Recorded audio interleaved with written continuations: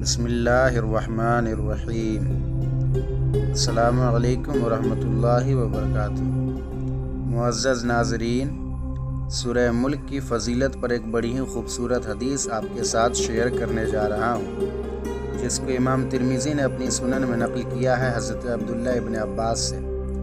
روایت کرتے ہیں کہ حضور نبی کریم صلی اللہ علیہ وسلم کے کسی صحابی نے ایک قبر پر خیمہ لگایا۔ انہیں معلوم نہ تھا کہ یہ قبر ہے۔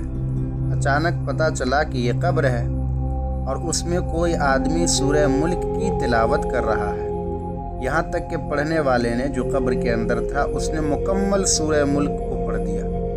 وہ صحابی حضور نبی کریم صلی اللہ علیہ وسلم کی خدمت میں حاضر ہوئے اور عرض کیا، یا رسول اللہ، میں نے نہ جاننے کی وجہ سے ایک قبر پر خیمہ لگایا اور مجھے یہ خیال نہیں تھا کہ یہ قبر ہے۔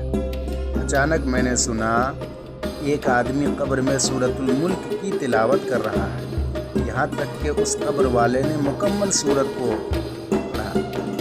حضور نبی اکرم صلی اللہ علیہ وسلم نے فرمایا، یہ المانعہ یہ المنجیہ تنجیہ من عذاب القبر، یہ جو سورہ ہے یعنی سورہ ملک، یہ عذاب کو روکنے والی ہے، عذاب قبر سے نجات دینے والی ہے۔